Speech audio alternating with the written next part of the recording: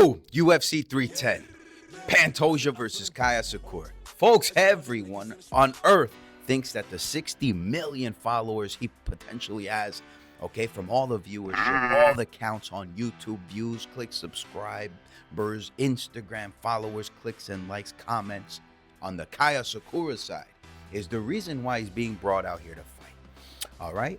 And supposedly it is proposed now by most people and rumors that the UFC needs Asakura and they need the Japanese market. So, hearing about all this, all I wonder is, where is anyone thinking about Tatsuro Taira?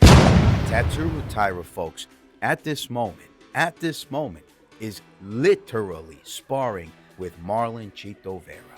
Yeah, Luke Rockhold on the mat with him, Mackenzie Dern adjacent to them. Incredible. Tatsuro Taira sparring with Marlon Vera. All right, everyone overlooking Tatsuro Taira. Tatsuro Taira is the next guy. He is the Japanese market. Okay, so folks, we're going to start from top to bottom. We're opening up with the main card, Pantoja. What they refer to him as the cannibal. Now, I'm not going to get into too many details here. You can find that at proschmobets.com or on YouTube.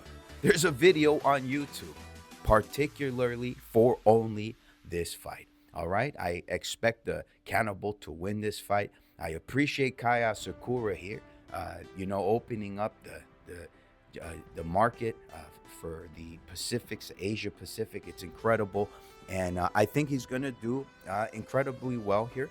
As the rounds go, and Pantoja then puts a number on him. All right, and refer to the video on YouTube. I published it there. Pantoja versus Asakura. The same for Ian Gary, folks. And Ian Gary now is fighting Shavkat Rakhmonov. All right, everyone talking about how Rakhmonov submitted Gary. All right, but folks, we know Rakhmonov needs to get you there first. All right, and the fight starts on the feet. And I have a video particularly for that take on YouTube as well. So just scroll, find it, it's there. All right. Hey, all I can tell you is this, man. He requires the clinch. All right. This clincher in Shavkat, in order to gain the top control, is incredible. And if he finds Gary against the wall, I could see Gary do incredible things. Okay. He could potentially land a walk around takedown on Shavkat. I mean, he could catch him on a triangle submission there. I mean, there's so much that could happen in this fight. I do appreciate it is a 5-rounder, and it's no surprise to me that this fight is actually taking place over the respective Buckley or the respective Colby Covington, Kamaru Usman, and the likes. All right, folks, so let's move down. All right, let's start this card off. All right, and so we have Gane versus Alexander Volkov, the greatest heavyweight striker, as fast as a light heavyweight. Man, in Gane.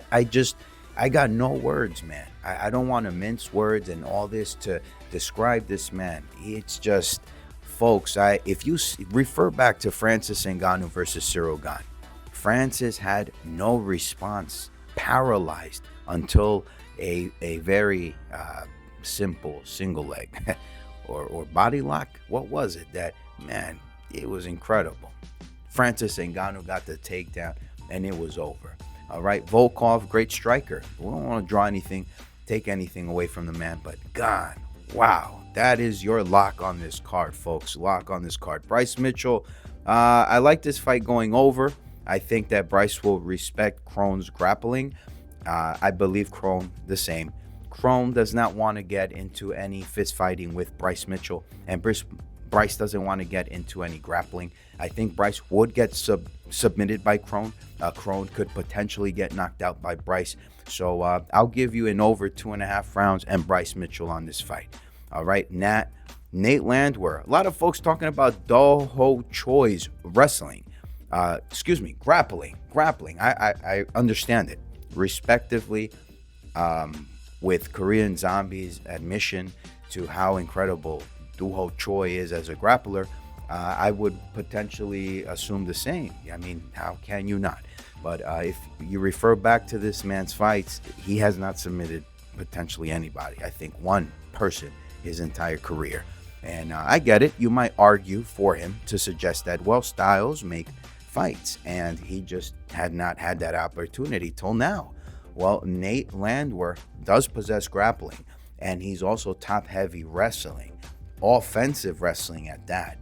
All right, folks, and his boxing is crisp. He's over at the MMA Masters, okay, where you had Priscilla Cachoeira, incredible striker, Colby Covington, work so well into a fight plan, a good strategy where they employ wrestling maneuvers and good striking sequences to set it up. And I think we'll see that here with Do-Ho Choi. I even like this fight going over. All right, over on the rounds. Whatever that round prop is, I would take it.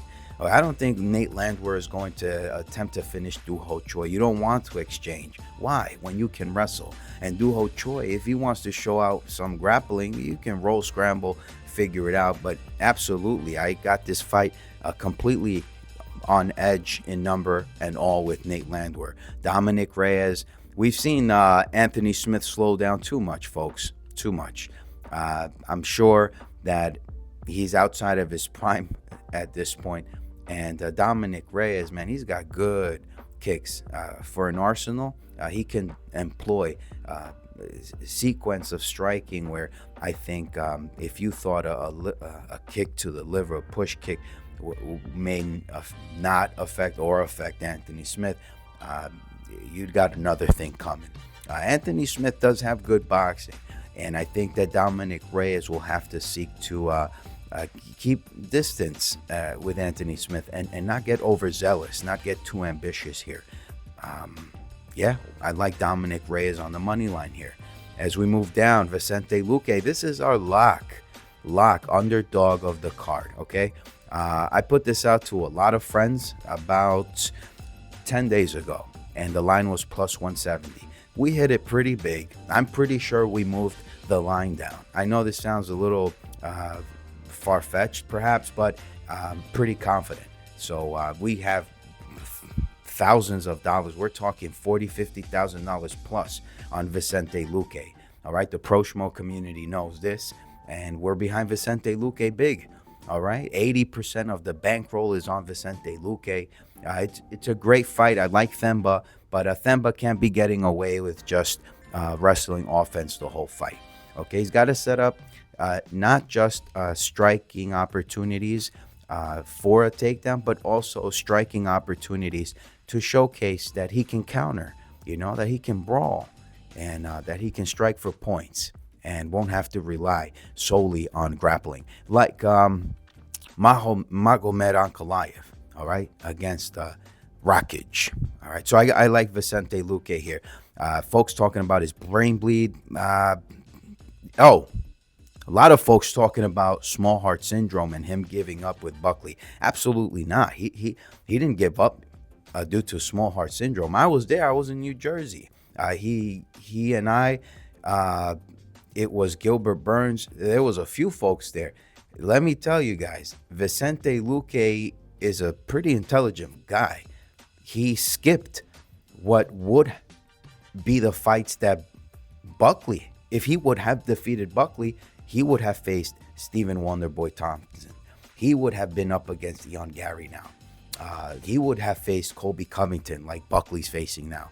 You understand, folks? So he reset himself on the roster, provided the brain bleed.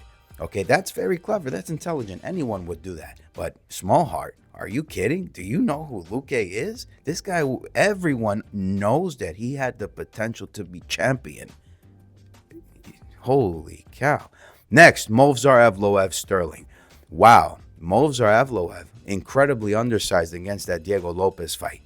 I expected the fight to play out exactly as you saw. Simple, no other explanation. Of course, there would be advantages, on the Diego Lopez side. That's it. All right. Movsar Evloev, relentless offensive grappler, man. And Aljamain Sterling, soft punches, I'm not a fan. It's peculiar to me how his fights even played out with Peter Yan, and how he was relying too much on the grounded opponent rules to assist him with his cardio. He had to breathe often. He did it with Henry Cejudo in his 5-rounder. And I'm just not impressed. And I think this is a good spot. It's a good number to bet Movsar Evloev against Aljamain Sterling. Is he much stronger as a featherweight? Yes, he is much stronger. All right, in case you wanted to consider him. Is his grappling going to be superior to Evloev's? Absolutely not, because of the cardio and the grounded opponent rule. There's no more resetting. He won't be able to reset. Aljamain cannot reset. Bryan Battle. Randy Brown is going to want Bryan Battle at the end of his shots. Bryan Battle is very apprehensive with his punches. Even though he has you on the wall, refer to Josette. Watch film. He has to be coached not just through his boxing sequences, but when to let go, man. And I think that's going to be a problem for Battle here. In addition to that, Randy Brown's got the jiu-jitsu, man. He's got the grappling. So if Bryan Battle wants to get it down there, Brown is just equipped to employ a skill set here that should reset Bryan Battle and potentially get him some learning experience here. I don't see Randy Brown losing here, provided he doesn't have the power to knock out Bryan Battle. We understand. However, he does have the grappling, all right, to affect the clinch. He has the high knees. He can score on Bryan Battle. The damage is there. Where Bryan Battle, man, is chaos in there. And you cannot do that to someone of this proportion. Josette was actually feeding Bryan Battle a few punches there. That's wild, And if Josette did not have small heart syndrome, we would have seen a different story there. Believe it. Chris Weidman, Eric Anders. Eric Anders, my God, this guy's fighting at catchweight, folks. 190 pounds, if I'm not mistaken. Look at his frame. He's filling this in. He is the most happiest he could ever be. He's incredibly deserving of this. And Weidman, man, what a sport, man. What a sport to just give the baton to Eric Anders. Eric Anders was our lock at Madison Square Garden. All right, folks, Eric Anders on the money line. Cody Durden, Joshua Van, we went over this. We're going to Michael Chiesa, Max Griffin. I think Chiesa thinks this is going to be a walk in the park, folks. I really do. I think that Michael Chiesa thinks he could sub Max Griffin. Max Griffin is a black belt, folks. He's got the grappling. He's been rolling on the mat with Alex Hernandez wrestling, and Griffin's got power. Yes, he does not align his punches. However, against Chiesa, does that really matter? We're not really here trying to rate a fighter for how polished they are. No. If Chiesa's a grappler and Griffin is a striker who has a black belt, where do you think we're putting our money? Griffin, all right? I know Chiesa's overzealous, but Griffin's putting in the work, man. I'll take Griffin on the money line. Next, we have Chase Hooper, Clay Guida. What? Hooper, man. Hooper is a very young guy. Guida's relentless. Let's put Darren Elkins versus Chase Hooper in this. Exactly. That's who you got here. Clay Guida versus Chase Hooper. But Clay Guida's 43. He's undersized. Chase Hooper's filling in now at lightweight. Had this been a featherweight fight, we'd have a whole different conversation. All right, folks. So we got Chase Hooper on the money line. And could he potentially submit Clay Guida? I'd like Chase Hooper to, show out, get a few scrambles in there, but to showcase a bit more of that striking. All right, folks, let's see what we got here. Kennedy and Chekwu, Lucas Brzeski. Kennedy, man, it's obvious what the UFC wants here. The UFC is building up the heavyweight division, postponing now Derek Lewis, Sergey Pavlovich, Spivak. Okay, and now it's Kennedy and Chekwu. Lucas Brzeski, I think, is getting knocked out. I like this card to open up with a bang. I understand Kennedy is not so persuasive when it comes to power, aligning shots for the finish. But hey, I've followed Kennedy for a while now, and I'll be frank, I've seen the storyboards on Instagram. I've seen grids, and it looks like he really wants to finish here. Like he believes in something at heavyweight, where at light heavyweight, there was no spark to a flame there. All right, folks, you heard it here first. UFC 310. ProSchmoBets.com. Follow us for more on Instagram.